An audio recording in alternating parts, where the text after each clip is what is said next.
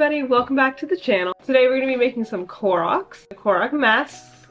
I can just let you know what I have with me right now if you'd like to get your own stuff if you're starting out needle felting. This place is just, you can see how I'm learning so then you guys can learn if you'd like to learn. Yeah, just welcome and let's get to it. Hey guys, so I'm editing the video right now and I just realized that I did not explain what a Korok was, so I should probably do that. A Korok is a little creature from Legend of Zelda, Breath of the Wild, and Tears of the Kingdom.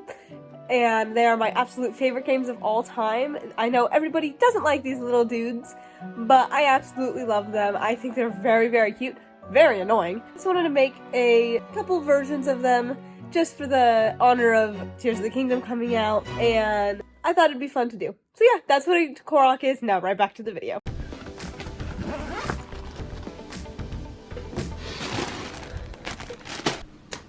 Okay, so we're going to start off with taking out some of the core wool, which that's what this is. This goes in all of my projects. It is what's underneath all of the color. That's probably way too much. Then you take the core wool, it's just fluff, and you just roll it into the shape that you want. We're going to make it into like a rectangle shape for the body. We're not adding in the legs, the arms yet. You want to roll it tightly, and you have it tight, and then you'll just pack in on the sides, and so we can get that rectangle shaped body.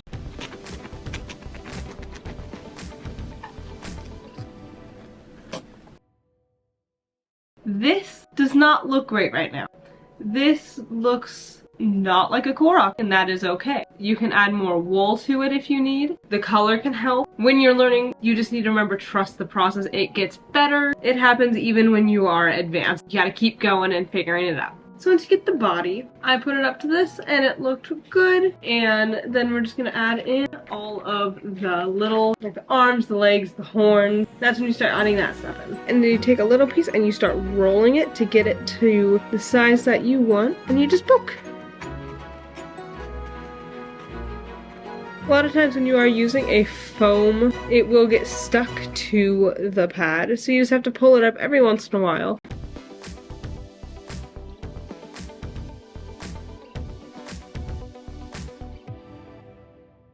While you're needle felting, we're good. While you're needle felting, there are some thumb and finger things that you could put on to prevent yourself from hitting yourself with a needle, which I've done too many times and I'm just starting out. It's bound to happen. I've done it many times. I don't wear them because I feel like I have less control over my stuff. It's just easier for me to not have those on because I can just maneuver it better and I find it a lot easier. So it needs to go across this entire body and it is not nearly that wide. This looks more like a cactus, which would be really cute. Ignore all of the squeaking in the background.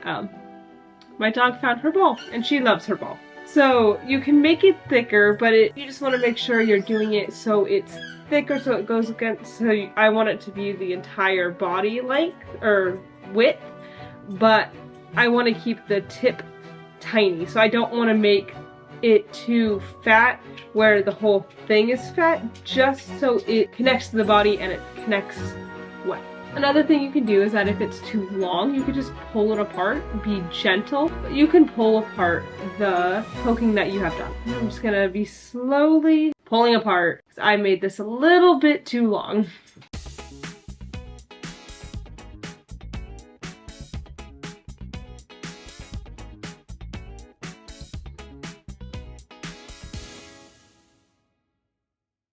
Once you think you got it where you want it to be, you have a little fluff on the end. You don't pack it all down, so then you can have something to attach the body to.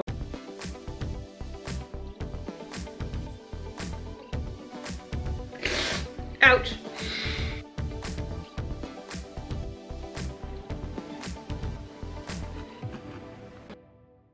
As you can see, I completed both of the horns. The one on the right side is a bit bigger than I'd like it to be, but you know, that's okay. I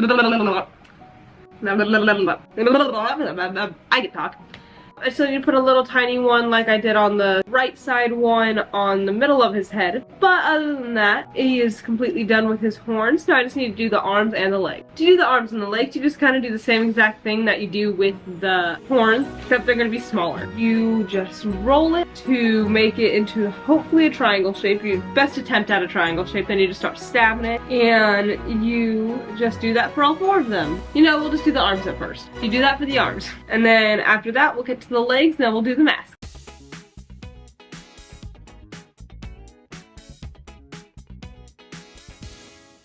Okay, so now that we have finished our little dude and that he has his arms, his legs on, his little horns, his bigger horns, now we gotta decide on what color we're gonna make him. So we have the options of light green, light brown, dark green, light blue, and red brown. Ooh, what am I deciding today? Let's see. This also has to kind of go with what mask you want to do, which we are going to be making after we put the color on. I'm either thinking light green or light blue. Let me think. So let me get the colors out and then I will show you how to put it onto the core wool on the little dude. What light blue? This is really pretty, but I do not think this looks more like emerald. Emerald? Like sea, light sea. I don't know what I'm saying. That's pretty. Gosh, all these colors are so pretty.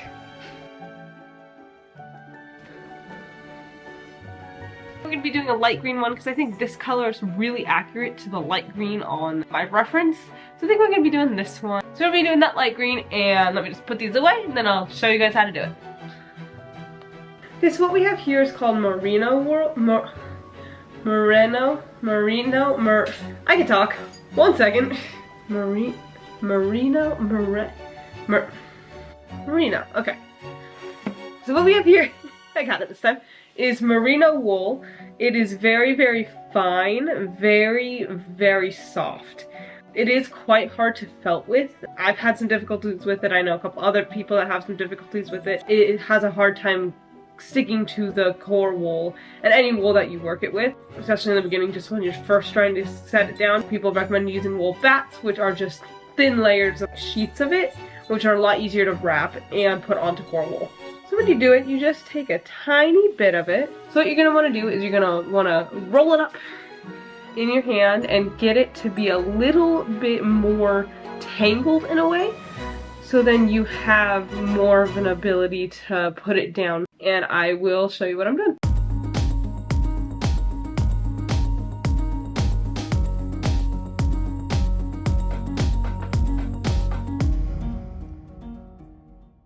So now we are going to be working on the mask. We just finished up the body, and the body is all now green and covered. So at the end, we're just gonna do a little trimming to get off the fuzzies, and now we're gonna move on to the mask. So I decided that we're gonna be doing number 6. So he's gonna look like this with this body and the color anyway. And yeah, let's just see how it goes. And then I got these 2 colors out, and I think that they match pretty well for the outside and the lines and then the inside. Okay, so we got our core wool. Probably need a little more than this, but we're gonna make a very, very thin layer for the mask. So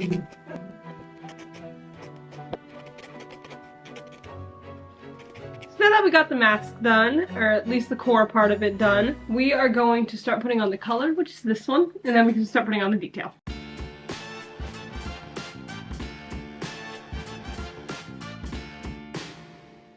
Now that I've got the mask done, we're going to do the small little lines, as you can see right here, like the small little lines, and the border with the brown isn't hard, but it is tedious. You have to kind of rub it to make a line to kind of get the details on.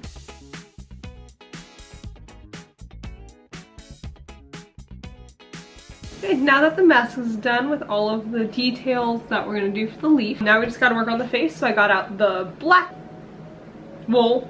This is wool. I almost said fluff. I guess wouldn't be wrong. Then you're just gonna take a little bit for the eyes. You're gonna roll it. It's gonna be the bigger eye. Keep in mind, even a little bit of wool will go a long way. It will be bigger than you think if you're using just a tiny bit amount of wool. I made the eye a little bit too big. When it's on, it'll look like that. Now I'm gonna do the tinier one. I'm gonna take a tiny bit because this one is significantly smaller.